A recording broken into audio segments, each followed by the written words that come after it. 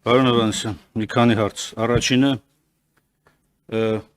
2026 թվականի համար արդյոք նախատեսված է անձնական տվյալների պաշտպանության ոլորտի զարգացման վրա ուղղված ֆինանսական միջոցներ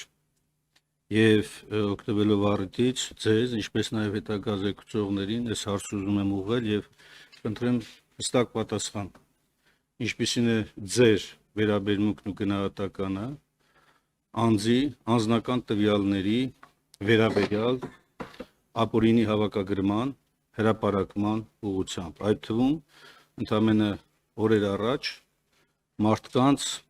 բնակարանում կատարված գաղտնի տեսագրությունը բաղնիկում, ննջարանում եւ որպես կառավարության անդամ ձեր գնահատականն եմ ուզում տեսնել, լսել եւ նաեւ ինչպես նշեցի, մյուս գերատեսչությունների ներկայացուցիչներն էլ այս ուղղությամբ հստակ գնահատական չեսնեն եւ դրա շրջանակներում առաջի հարցը անձնական տվյալների պաշտպանության վերաբերյալ արդյոք նախատեսված են ֆինանսական լրացուցիչ ռեսուրսներ եւ այդ ուղղությամբ քննարկումներ եղել են թե ոչ։ Երկրորդ հարցը վերաբերում է Սահմանադրությամբ ամրագրված հանրային խորհրդի ֆինանսավորմանը։ Շռնդալից կերպով մեծամասնությունը քվեարկությամբ հանրային խորհրդի դիազորություններ սահմանեց եւ այդ դիազորությունները բնականաբար ենթադրում են նաեւ նոր ռեսուրսներ։ Արդյոք 26 թվականի համար նախատեսված են եւ ինչ ծավալի մասն է խոսք գնում։ Երրորդ հարցը վերաբերում է, քանի որ մենք գործ ունենք պետական իրավական ոլորտի գերատեսչությունների հետ, որոնց գործունեությունը հույժ կարևոր նշանակություն ունեն կառավարման ոլորտում որակի ապահովման տեսակետից, արդյոք նախատեսված ֆինանսական ռեսուրսներ կան օրենսդրական մինչ կարգավորումը եւ հետ կարգավորումը ազդեցության գնահատումների մասով։ Այսինքն ավելի պարզը բան է, մշակվում է օրենքի նախագիծ, կառավարության որոշման նախագիծ, նորմատիվ իրավական ակտի նախագիծ, արդյոք կա հատկացված միջոցներ կամ պլանավորված միջոցներ, որոնք սրանց ազդեցության գնահատումը մինչև կարգավորումը եւ նաեւ կարգավորումից հետո համակարգը զարգացնելու կամ համակարգը առավել հիմնարար մշակելու ուղղությամբ։ Շնորհակալություն։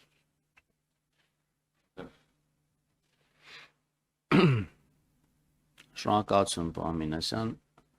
Առաջինը անձնական տվյալների պաշտպանության հետ կապված արդարադատության նախարարությունում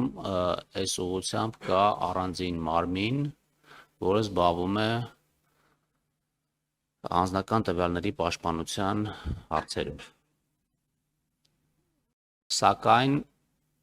կա առաջարկ ստեղծել առանձին անկախ մարմին,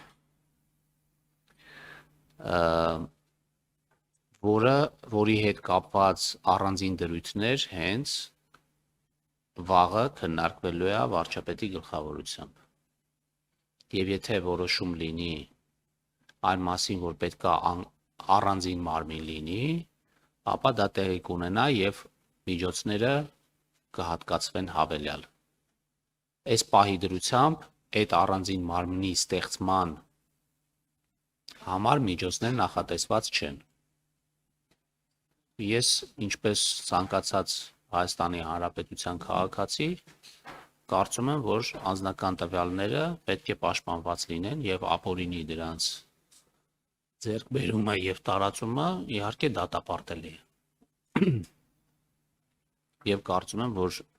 մեր կառավարությունում չկա այդպես մարդ, որ այդպես չի մտածում։ Արձագանքում եք։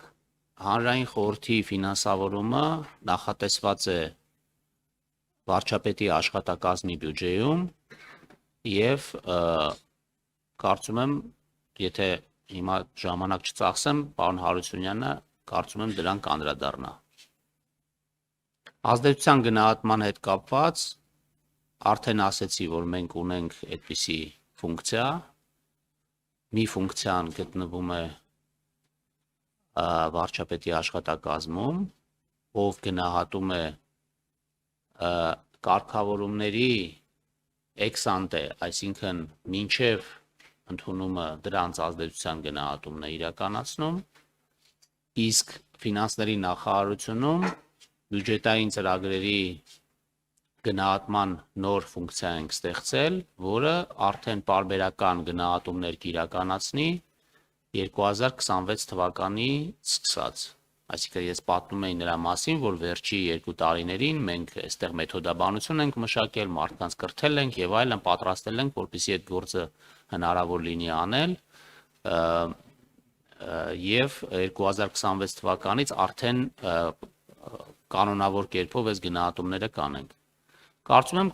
դուք նաեւ կաճատերյակ եք, որ այդ ձեր ասած խնդրի լուծման համար նաեւ պատասխանատու է հաշվի քննիչ պալատը տարբեր ծախսերի եւ պրոցեսների արդյունավետությունը գնահատելու եւ ազգային ժողովին ուղիղ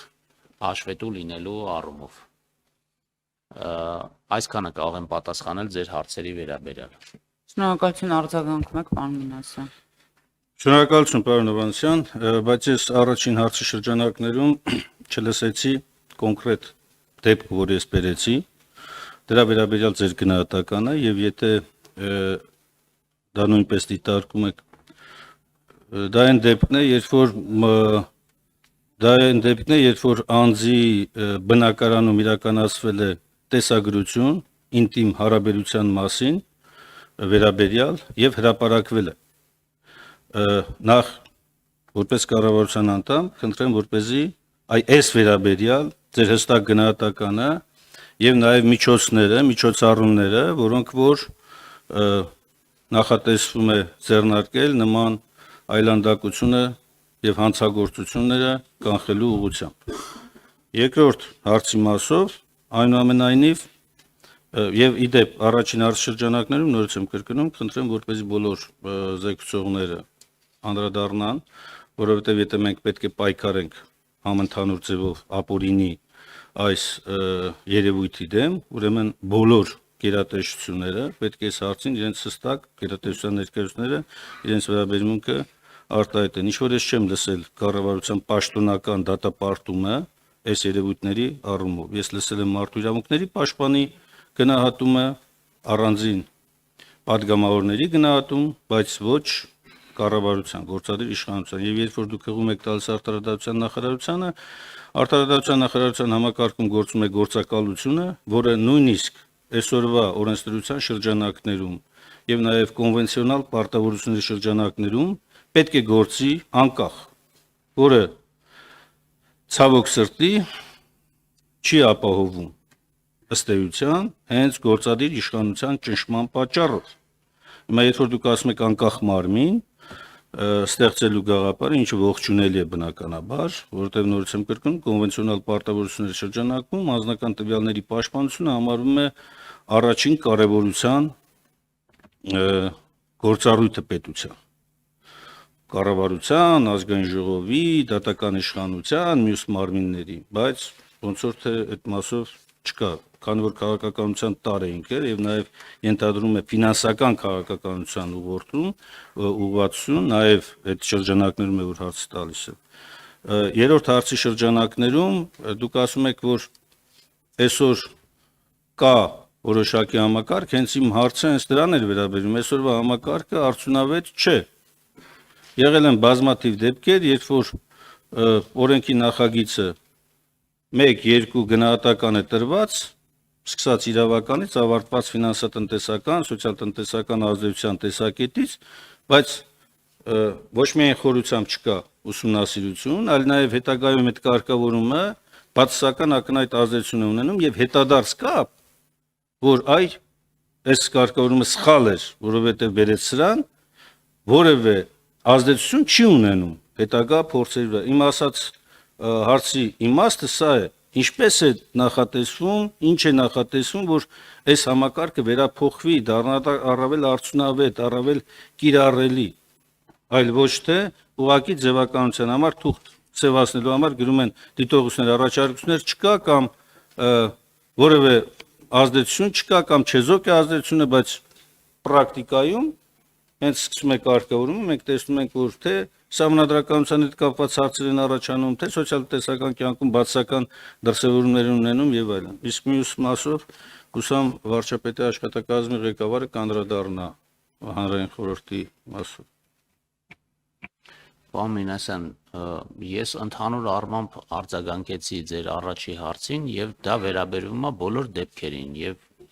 կարծում եմ Հայաստանի Հանրապետության օրենքներն էլ հստակ պաշտպանում են մարդու անձնական տվյալները եւ որևէ դեպքի առիթով չեմ կարող ես ասել, որտեղ տենց նախ չեմ մտածում, հետո դա կհակասեր Հայաստանի Հանրապետության օրենսդրությանը, որ ասեի ես օրինակ ողջունում եմ, որ ինչ որ մեկի անձնական տվյալները ինչ որ մեկը գողանում է եւ հրապարակում է։ Բնականաբար ցանկացած դեպք, այդ թվում ձեր նշած դեպքը,